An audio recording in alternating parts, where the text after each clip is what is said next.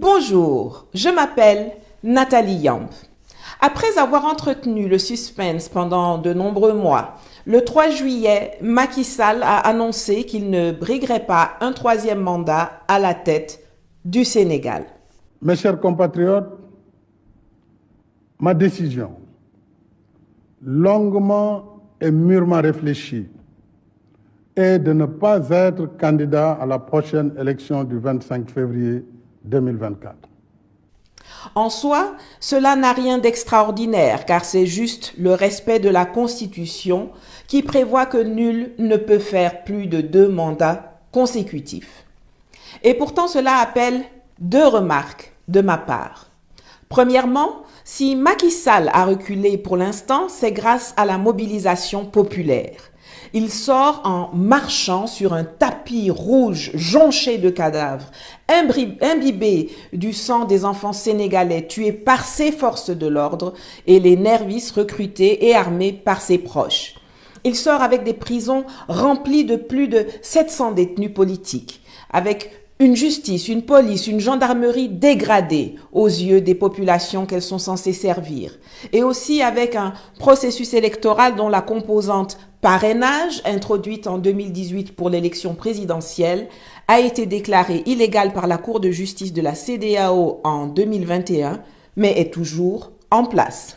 Deuxièmement, je l'ai répété à chacune de mes prises de parole, se focaliser sur le 3e mandat de Macky Sall est une erreur stratégique car ce n'est pas Macky Sall l'adversaire principal, mais le système france-africain dont il est un des pions. Je pense que personne n'aura le mauvais goût de venir nier la réalité de la nébuleuse France-Afrique que nous dénonçons depuis des décennies et que d'autres avant nous dénonçaient déjà. Maintenant que Emmanuel Macron lui-même en a admis non seulement l'existence, mais également les méthodes de fonctionnement à la veille de son départ pour les colonies le 28 février 2023. Nous avons trop souvent eu une logique de rente dans notre rapport au continent africain. On a considéré que parce qu'on était la France, même quand on faisait mal, même quand on était plus cher que les copains, même quand les solutions de financement étaient moins bonnes, on allait continuer d'être pris. Je le dis parce que je l'ai vu. Nous avons aujourd'hui encore trop de nos entreprises qui ne produisent pas les travaux de meilleure qualité parce que c'est l'Afrique. Je n'ai pour ma part aucune nostalgie vis-à-vis de la France-Afrique. Mais je ne veux pas laisser une absence ou un vide derrière elle. L'Élysée a compris que si, avec Macky Sall, ses intérêts futurs étaient en de bonnes mains, ses intérêts passés et actuels, par contre, étaient menacés comme jamais. Chaque manifestation a vu la destruction de magasins français, très justement pris pour cible par des manifestants qui ont bien compris qui est derrière la pauvreté qui les révolte. Le président sortant est devenu le maillon faible. Il fallait qu'il se retire. Pour sauver la face, notre amateur de dessert dit dans son discours qu'il avait décidé depuis 2017 de ne plus se représenter. Affirmation qu'il a lui-même contredite quelques instants plus tôt en avouant qu'il avait tardé à venir parler aux Sénégalais et au monde parce qu'il avait pris le temps d'une longue réflexion. Mais si depuis 2017 tu as décidé de ne plus te représenter, pourquoi alors as-tu besoin de réfléchir longuement en 2023 avant de venir renoncer ? Également, à 7 mois de l'élection, aucune figure n'émerge dans son camp, aucun successeur naturel comme Bazoum pour Issoufou au Niger. Non, la décision de Macky Sall est le fruit de pressions extérieures et les grosses gouttes de sueur qu'il a dû essuyer à 2 reprises pendant son speech en attestent.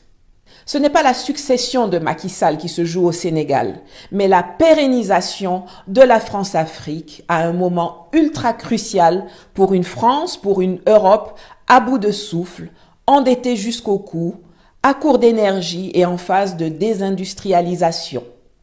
Le gaz et le pétrole sénégalais ne peuvent pas, ne doivent pas tomber à moindre coût dans d'autres mains que celles des Européens. La forfaiture est déjà là, les choses ont déjà été négociées avec Macky Sall. Les chiffres scandaleux sont connus et son ministre du pétrole avait démissionné avec fracas en 2017 outré par les manigances du président de la République qui privilégiait les intérêts de la France à ceux du Sénégal. Ce qui est plus grave, c'est que M. le Président de la République a révélé les raisons pour lesquelles il a une préférence sur Total.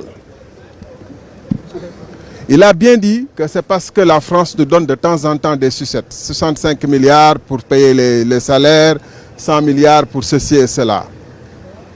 Et que pour cette raison, Total qui était 5e, je soutiens, je maintiens et je répète que Total était 5e et que BP et Cosmos étaient premières. Et que Total a fait des offres qui sont de loin les plus mauvaises ou les pires qu'on ait jamais enregistrées depuis 1985 au moins. Et dans ces conditions, moi, je suis de la génération qui lutte pour l'émancipation et l'indépendance économique, sociale et politique de notre pays. Je ne suis pas de ceux qui pensent que parce que la France nous donne des sucettes qu'on doit leur donner notre pétrole en échange sans exiger le juste prix. Je maintiens que le classement fait par Petrosen mettait Total en 5e position sur 6 et que BP et Cosmos, le consortium BP et Cosmos était premier et de très loin.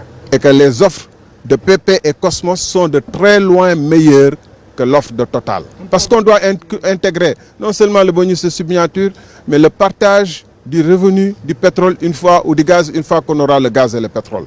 Et sous ce rapport, sur certaines tranches, dès les premières tranches, il y a des différences de 10% entre l'offre de BP, Cosmos et l'offre de Total. Et sur certaines tranches, ça peut aller jusqu'à 23%, c'est-à-dire plus de 1/5 de notre pétrole de différents qui partirait pour Total, alors que BP nous offre de nous donner ces 23% en plus. Leurs ressources ne doivent pas bénéficier aux Sénégalais dans leur ensemble ou ne doivent pas être vendues au plus offrant. Non, c'est de cela dont il s'agit. J'en ai déjà parlé à plusieurs reprises depuis plusieurs mois sur mes réseaux sociaux et je l'ai répété lors d'une marche à Genève le 11 juin dernier. Vous pourrez vérifier mon discours sur mes chaînes Facebook et YouTube et en profiter pour vous y abonner et contribuer à mes cagnottes si ce n'est pas déjà fait.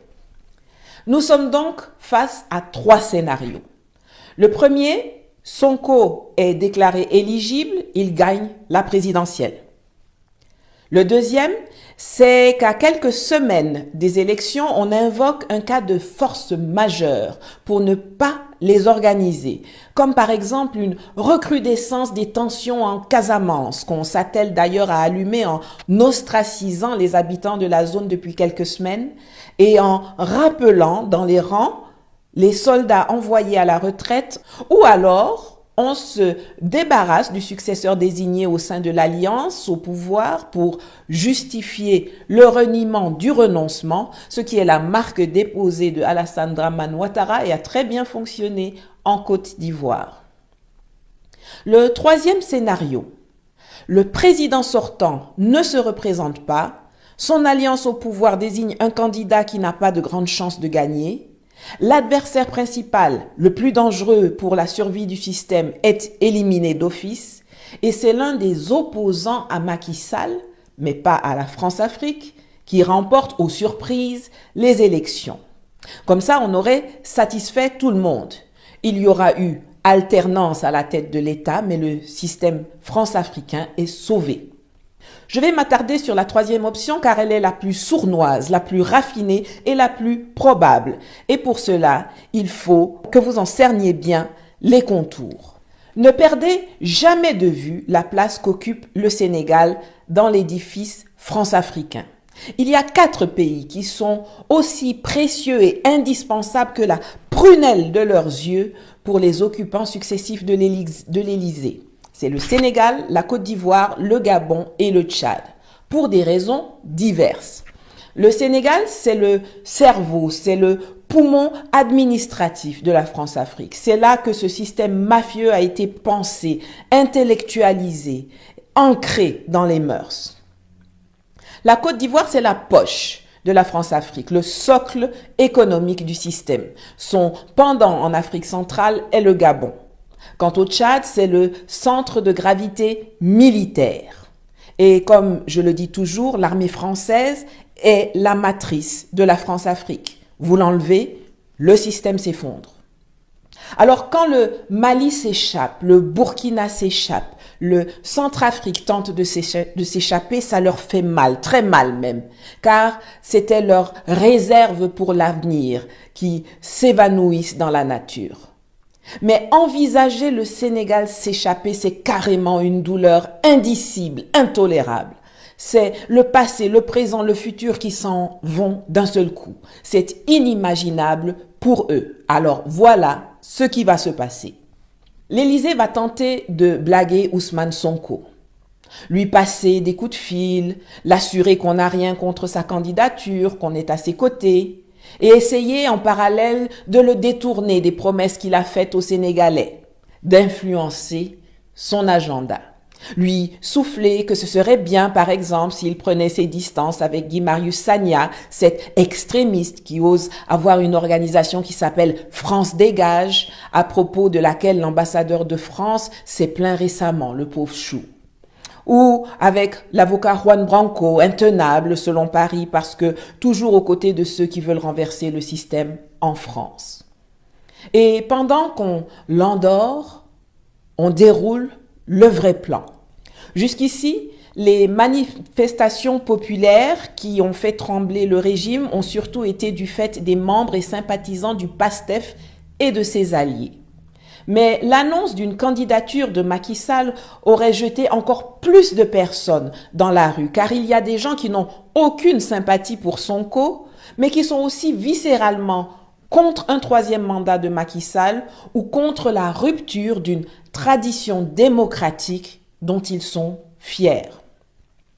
En déclarant qu'il ne se présentera pas, Macky désamorce cette crise qui aurait vraisemblablement balayé son régime avant l'heure.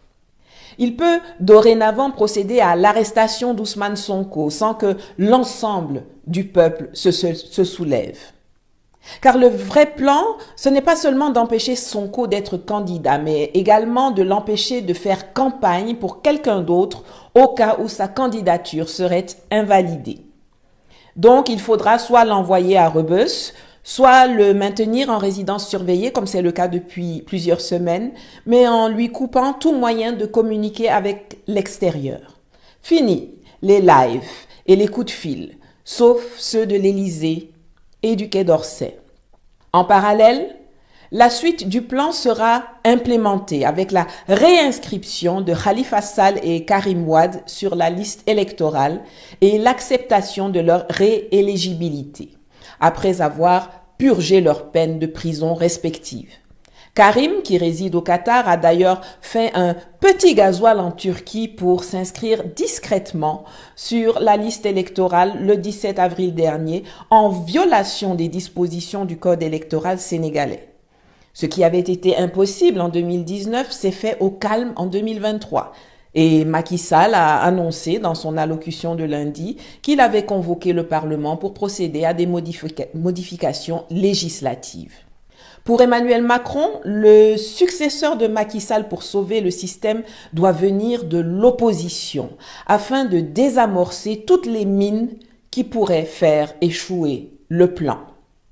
Inspiré par la réussite du scénario congolais qui a vu Félix Tshisekedi, avec la complicité du président sortant Kabila, rafler la mise au nez et à la barbe du candidat du parti au pouvoir et du leader de l'opposition Fayoulou, il veut répéter la même chose au Sénégal.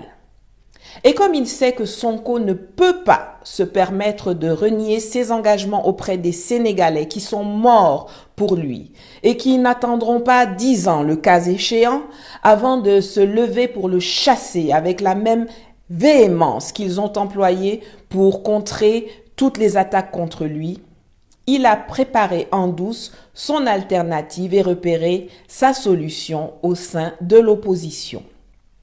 3 figures ont le profil qu'il faut: Karim Wade, Khalifa Sall et Mimi Touré.